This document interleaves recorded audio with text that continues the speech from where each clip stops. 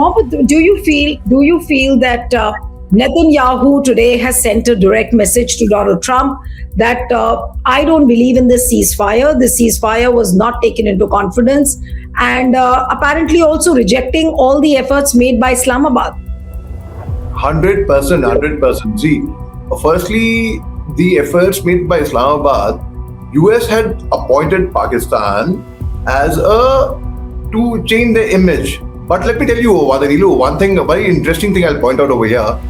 It was all planned, drafted by US, given to Pakistan, ceremonial, and Pakistan was to draw the plan. I'll tell you how I have inferred this. So is White House lying or is Islamabad lying as far as the inclusion of Lebanon is concerned in the 10-point peace program?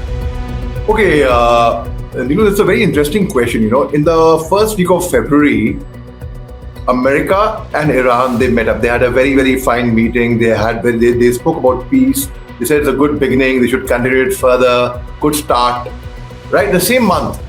So, beginning of February, end of February, America attacks Iran along with Israel. They finish the leadership. Now tell me, on one hand, you are talking to somebody for peace, diplomatic talks. You are engaging them in talks, and then you go and attack them. But is this actual ceasefire what we had expected? I mean, we thought that Netanyahu will also stop, but it seems that he stands out. He's not ready to accept any sort of a ceasefire. He has his own political compulsions because there are elections in Israel in few months. Similarly, Donald Trump has to face elections, the midterm elections in November. So Donald Trump is under compulsion that he needs a peace plan at the moment politically for himself. And Netanyahu, he needs to continue the war to politically survive. So how does this ceasefire come into fruition now? Will there be an actual ceasefire? That's what everybody is talking about. Okay, I doubt there could be an actual ceasefire because the Lebanese Prime Minister, Mr. Nawaf Salam, his office has said that they are trying their best to ensure they have termed Israel as the killing machine. They are trying to stop the killing machine from going ahead and doing it.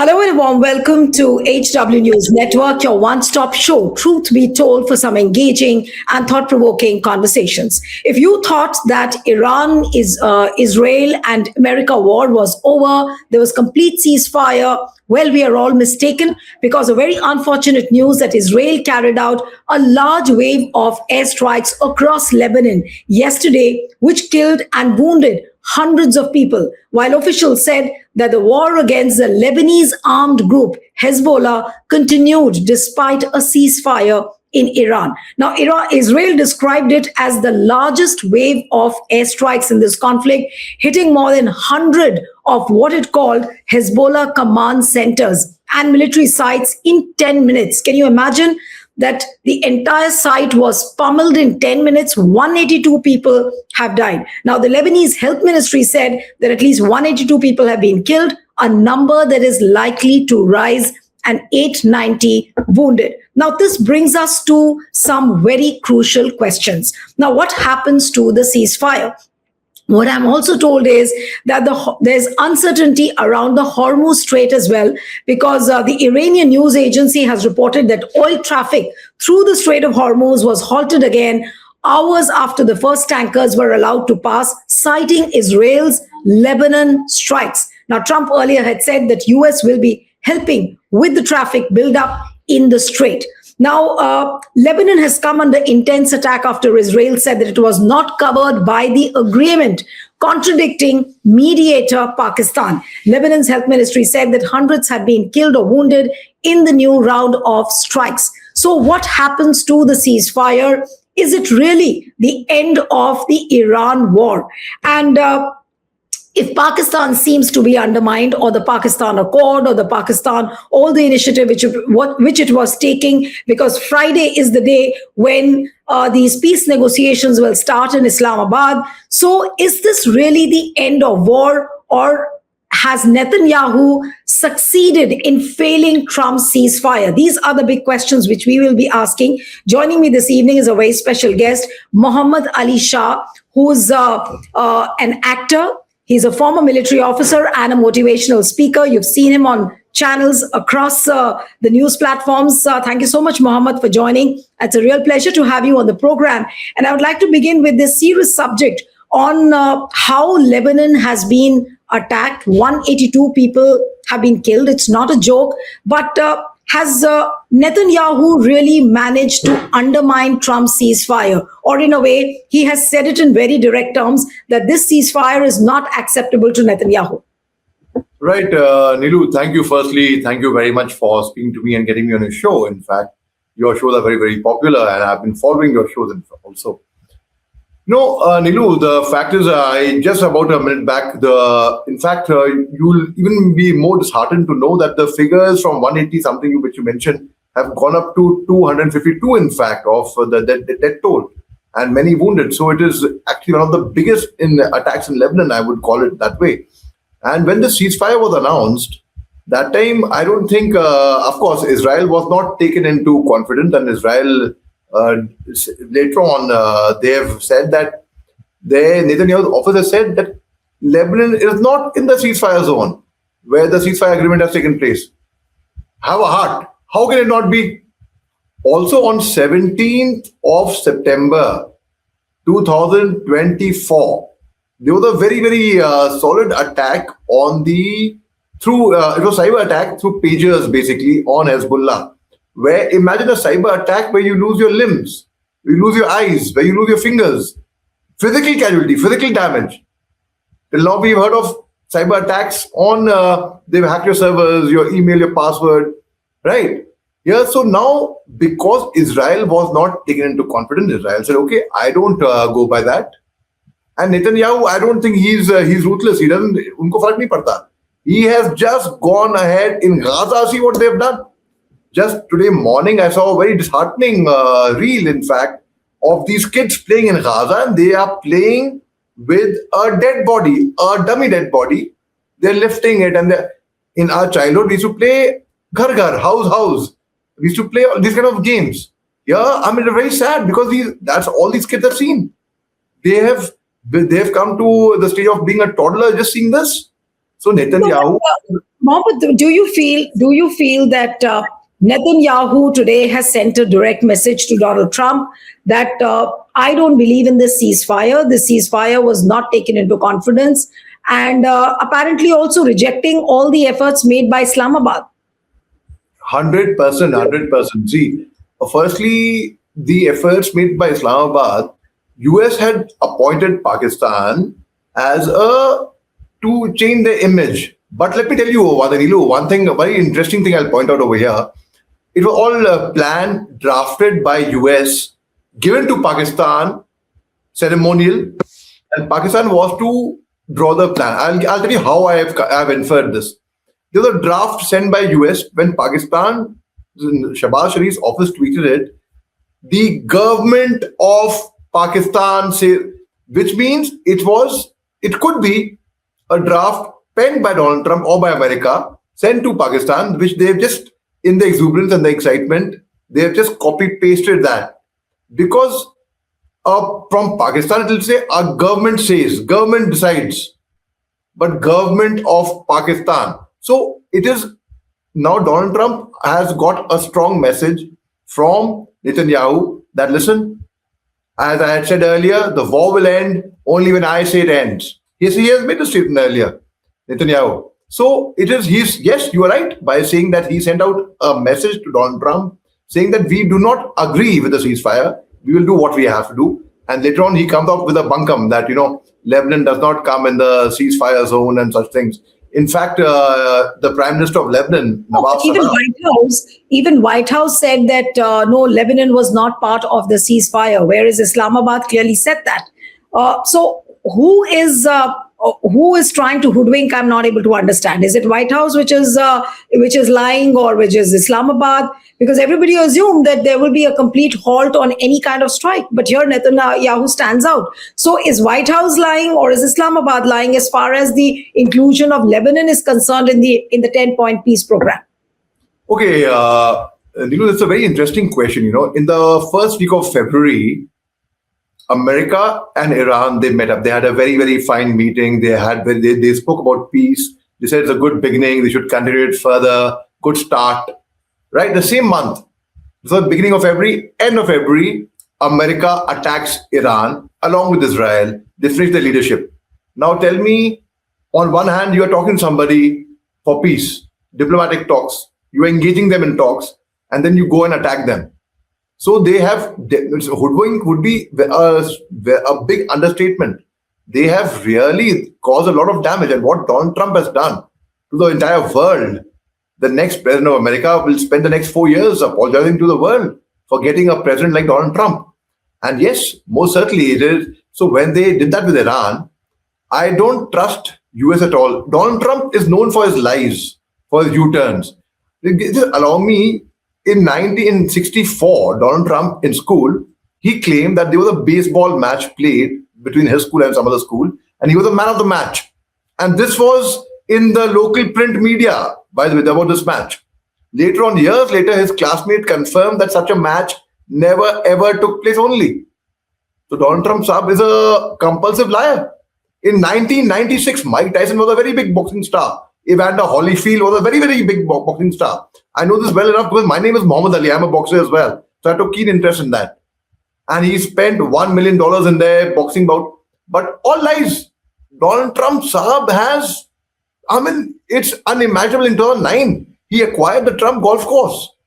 And he says he buried his family members over there who had died. He like a graveyard kind of, but it was more of a strategical importance than of emotional importance. Though his family's graves are there, he claimed that there was a river flowing from there. Okay, look, he says that the river, the water had turned red out of the blood of the American soldiers who had died in the Civil War, which had happened in the 18th century. And there were only 10 casualties. Only one Civil War. Only one, there were 10 casualties. So Donald Trump Saab, all bunkum. I don't even want to come to his, but very interestingly, in his last tenure, many people, Muhammad, are saying, and they are reacting that this ceasefire, which was brought in, was a fake ceasefire.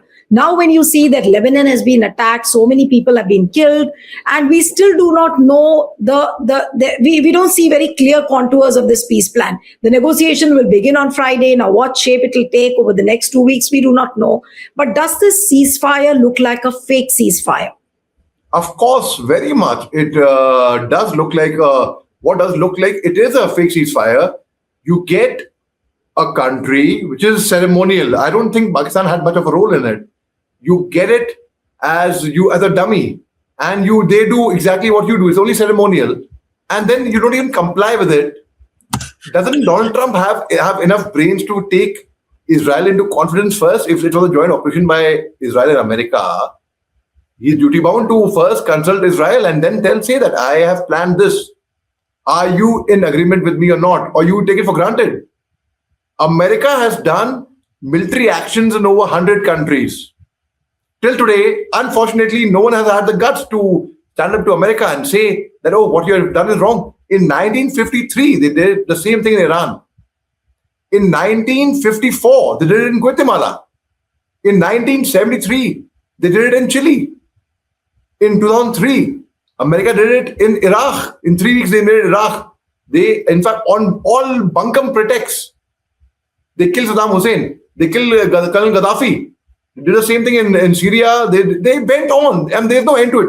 Recently, about 3 months back, they did that with Venezuela. They picked up the president from his bedroom mostly. I mean, come on, heights. So no one has had the courage. Okay, let me take the opportunity to tell something very interesting to you and your viewers. No, but since you are talking about the grit and the courage, who can speak against Donald Trump? But don't you think that Netanyahu stands out? It is Netanyahu who seems to be pulling all the shots. It seems that Donald Trump is almost playing like a second fiddle to Netanyahu, the way the things are happening over the last 24 hours. I agree with you. There could be a possibility that, as a lot of people are seeing this, that there was Epstein files and Netanyahu might be having something against Donald Trump, and that a lot of people have come forward and said, no, no, it's too frivolous a reason for which Donald Trump would not start a war. Is Donald Trump a very deep person? He himself is a frivolous person. I mean, you cannot rule out, of course. And secondly, the midterm elections are coming; they're around the corner. So the memory is short term. Right now, you put the attention. By the time, of course, it's documented, it's there, or it's the Epstein file is documented. Fine, I agree. But then, till the time of the midterm elections, the attention would go there. That could, I'm not saying that is a possibility. That is the reason. That could be one of the possibilities. Secondly, Netanyahu also said that the war will end when we call it, when we say it, not when America says it. He's said this on record earlier, few days back. So most certainly, I mean, it seems that way. Netanyahu has gone ahead. Okay, I will bombard in Lebanon, and Lebanon's health minister Rakan Nasruddin, he has appealed for international assistance. Rakan Nasruddin has, because he's troubled. The whole country is troubled right now. So most certainly, no. And I will tell you. Just give me a minute. I will tell you something very interesting. In 1980, because I mentioned about midterm elections right now, no? So how Donald Trump is going to be getting a beating in the midterm elections? Let me tell you, in 1980, that time Jimmy Carter was the president of America, and there was the Shah of Iran, that Mohammad Shah Raza Pahlavi. Now he had run off to America, and they had ousted the prime minister of Iran in 1953, who had come to Mohammad Mosdi, who had come to power in 1951 because he had nationalized the oil refineries. So America was out from there. Now what happens? The youth of Iran, they stormed into the US embassy in Iran, and they picked up 52 diplomats as hostages, which they kept for 444 days. When all the diplomatic talks failed, America launched a military operation against Iran. It has been not the biggest failure of America. It's been the biggest failed military operation in the world. So what it did was, just imagine this. 8 helicopters take off from America. They come to Iran to rescue the 52 diplomats, along with C-17 Globemasters, Hercules Globemasters. They come, and a couple of one aircraft came empty, that they will take the hostages back. None of the 8 helicopters that had come from America to Iran went back, Neil. None. Not one single helicopter. I'll tell you what had happened. So they planned this operation. One helicopter's rotor did not work. It crashed. One helicopter, there was a hydraulic leakage. One helicopter got stuck in the sandstorm. One helicopter went and crashed against their fixed wing. That's the Hercules C-17 Globemaster. So it was a disaster. And No, then, but what I'm also reading, Mohammed, is that the Americans are keeping their troops ready. They are keeping their helicopters and planes ready. If need be, they can attack again. So what does this mean actually? And do you see the possibility of another escalation, or both sides, whether it is Iran or America, they will try not to escalate? What are the chances? What are the possibility of another escalation like what we've seen almost for the past 39 days? okay, unfortunately, if I have to tell you, I see it as escalating. I do not see it cooling down right now, coming down. Unfortunately, it's going to be a long drawn haul.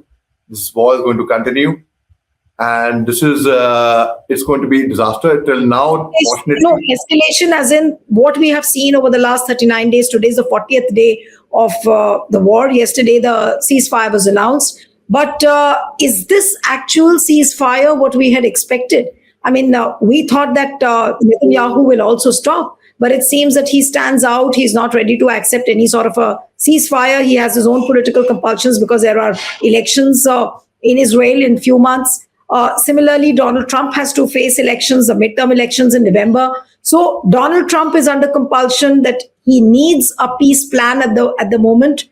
Politically for himself, and Netanyahu, he needs to continue the war to politically survive. So how does this ceasefire come into fruition now? Will there be an actual ceasefire? That's what everybody is talking about. Okay, I doubt there could be an actual ceasefire because the Lebanese Prime Minister, Mr. Nawaf Salam, his office has said that they are trying their best to ensure they've termed Israel as the killing machine. They are trying to stop the killing machine from going ahead and doing it. So there is going to be, it's not a global war as yet, thankfully, but yes, escalation in the sense that, they could, like, Israel has got its proxies like Hamas, Hezbollah, Houthi. Iran has got to get their oxygen from Iran. Iran helps them. So most certainly these proxies are going to be there. IRGC, which was formed in 1979. In fact, IRGC. In fact, one thing, okay, Nilu, I have to commend Iran over here that they have fought this war very, very intelligently. Very intelligently. Though they may not be a ceasefire, what they did was a couple of things. Now, they have the IRGC has 31 districts under them. So IRGC, first they decentralize their entire command. They decentralize the entire district. That in case there was an attack, you don't have to wait for the approval from top, from the center. They are decentralized. You have independent command. Go ahead. Deem as you deem fit. Do as you deem fit. Go ahead. Just go ahead. So that's what Iran did. Secondly, Iran also, they had prepared for this for a very, very long time. So they were prepared. They knew this was going to happen. When it will happen, they were not sure, but it's going to happen anytime. So that preparation was there. Third is, I'll come to where America is preparing for troops now. I'll come. That's again a very interesting aspect. So third is their geographical location. Iran is like a ball. It's like a fortress. It's surrounded by mountains and rugged mountains and peaks. So anyone who tries to do boot on ground, which America has been threatening, if America does boot on ground, I presume, and I would probably be one of your first guests who would say there could be a change in regime if America sends boot on ground, but not of Iran, sorry, of America's. How? Because anyone who puts boot on ground in Iran over there is going to get a thrashing, sound thrashing. There is going to be heavy casualty, a lot to pay. Donald Trump has already made a big mistake. I'm just going to interrupt you shortly because now, the breaking news has started coming in, and I'm reading it out from what I'm reading on The Guardian. The US president has warned that the US will start shooting again unless Iran fully complies with the deal. Now, as we were discussing, the Hormuz Strait, Iran had closed down because of the strikes which happened on Lebanon. Now, Middle East ceasefire in serious doubt as Israel assaults Lebanon and Iran blocks the oil tankers. This is what the news is coming in. Trump, and I'm just going to read out so that the viewers can understand what the detail is. Trump tells Iran to comply with the real agreement. Donald Trump has just posted a tweet on the Truth Social saying, and I'm just opening that if for any reason it is not, which is highly unlikely, then the shooting starts bigger and better and stronger than anyone has ever seen before. It was agreed a long time ago, and despite all of the fake rhetoric to the contrary, no nuclear weapons and the Strait of Hormuz will be open and safe. In the meantime, our great military is loading up and resetting, looking forward actually to its next conquer. America is back. This is what the tweet a short while back was there. And of course, all across the social media, these images of Lebanon being attacked are doing the rounds. So what does one say? I mean, what you were saying a short while back, that the full chances of another escalation, are we heading towards another escalation? And can we safely now position ourselves to say that this ceasefire has failed? Oh, yes, I would call it that this ceasefire has failed. It didn't last a few hours also. And in fact, people were saying that, okay, during Op Sindoor also, when Donald Trump had announced, firstly, he had no business to announce the ceasefire for us and Pakistan during Op Sindoor. Secondly, a few hours after that, Pakistan fired, but they fired by mistake because apparently the communication had not reached. But here, that's not the case. Most certainly, I cannot compare it with what happened in Op Sindoor after declaring ceasefire when Pakistan fired. So most certainly, I would say that the ceasefire has failed, and I can definitely see an escalation. Because now Iran is like a wounded lion. A wounded lion becomes more dangerous. Now there are two aspects to it. I say that Iran, imagine the plight of any human being who has lost his father, who has lost his mother, who has lost his small daughter, who has lost his wife, who has lost his sister, who has lost five family members, will get personal, right? It's human rights psychology. I'll talk about the other aspect of the nation first aspect. Imagine the hierarchy, the leadership of your country, it gets wiped out. Your supremo, who is considered above the president also, has been killed. Your defense minister, your IRGC chief, your so imagine the plight, the psychological anger of that nation, of that person who's already in mourning. They retaliated immediately. They fired at the military bases of American military bases in countries like Kuwait, Bahrain, Qatar, in UAE, where there is no official American base as well. They fired there as well because they were Right. mourning. They were angry. In They could fact, not. Mohammed, Hezbollah has also reacted, and Hezbollah has accused Israel of a violation of the ceasefire. But Benjamin Netanyahu said that his forces, and this is what he said today, that Benjamin Netanyahu said that his forces will continue to attack Iran-backed Islamist group wherever necessary. And I'm just going to read out the tweet what Benjamin Netanyahu has said, that we are continuing to strike Hezbollah with force, precision, and determination. He wrote on the social media that our message is clear. Anyone who acts against the Israeli civilians, we will strike them. We will continue to hit Hezbollah wherever necessary until we fully restore security to the residents of the north of Israel. This is what Benjamin Netanyahu has said. But the think tank experts have already started talking about the misinterpretation of the ceasefire deal with regards to Lebanon. Now, my question to you, Mohammed, is the ceasefire heading towards, or is it on the verge of collapse? This is what several think tank people are also saying. In your view, do you see this ceasefire collapsing, or maybe on the verge of collapse now? Oh, well, it may not collapse at the moment because it was a strategical pause. Both the countries needed a break as well. They were tired fighting, and now suddenly it was a good relief, a good breath of fresh air which came in that, okay, there's a ceasefire has been declared. And hours after that, within minutes, I mean, we saw Israel attacking Lebanon. But they said, नहीं वो पटाखा छोड़ दिया, कोई बात नहीं, it's okay, that happened, and that US will take care of. But then, even if it doesn't collapse, both the sides are going to be preparing for something worse. Donald Trump over here has got stuck very badly, very, very badly. He does not know how to exit from this. Was a golden chance for Donald Trump to make a graceful exit from this war. Golden chance which he has lost, in fact, because of Israel, because of Donald Trump, because of Netanyahu. And Tulsi Gabbard also had said that it's not our war. Many of the American top brass have left. They've resigned. Well, the army chief from US, that was for a different reason, actually, not pertaining to the war, but different his disagreement with the defense secretary over promotion of senior officers. Fine. What I have been told is why the American chief of army staff, General Land Brandy, why he went is because there was a controversy of 4 officers. 2 were blacks, 2 were women. And the defense secretary was not happy with the promotion. So the chief, that's what I've been told. I don't know how far it's confirmed or not.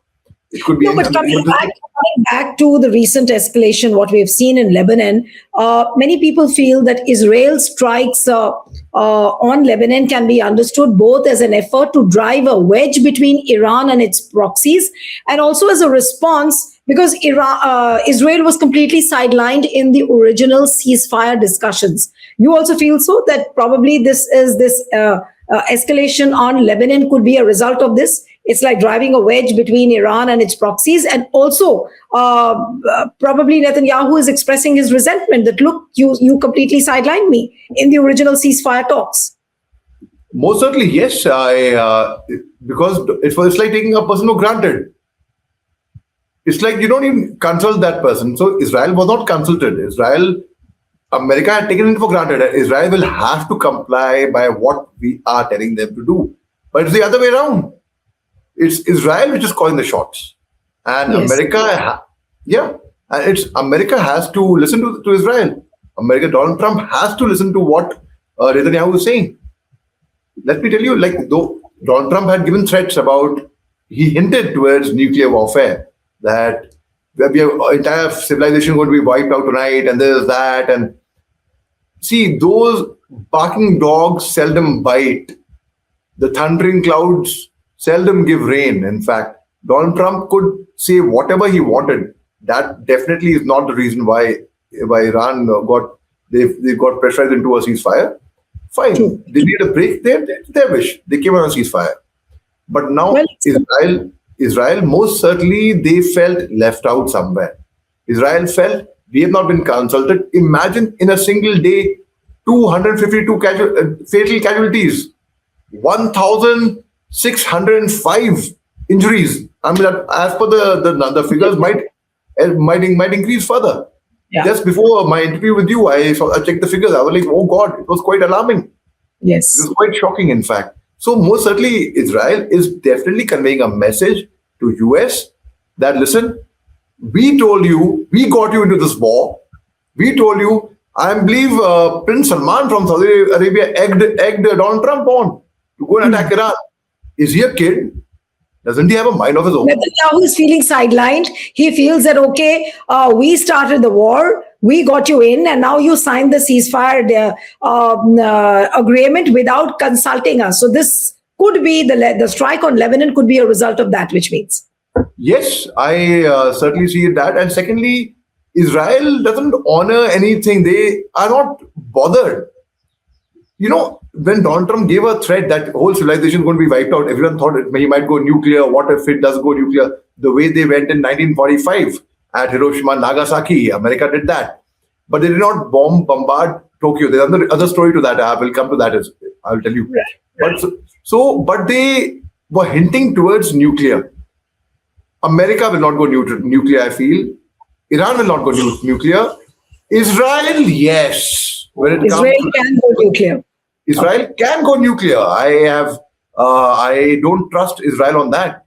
They Right. certainly can. They certainly has the. People might say no. That's too far fetched. Well, But the moment you talk about this new button, I think we'll have to just keep our fingers crossed, pray that hope this doesn't happen. But this is surely a story which is continuously developing, and we'll have to keep a close watch. But as what all the think tank and the experts are saying, that this ceasefire looks like on the verge of collapse because Netanyahu is feeling sidelined, that they were the ones to bring in America into the war, and America and Israel. America and Iran have signed a ceasefire deal without consulting Netanyahu. So keep giving your feedback to this video as to what you feel about this whole story about how Lebanon has been attacked just hours after this ceasefire was brought in between America and Iran. We'll have to end it here. Thank you so much, Mohammed Ali, for joining. Thank you very much.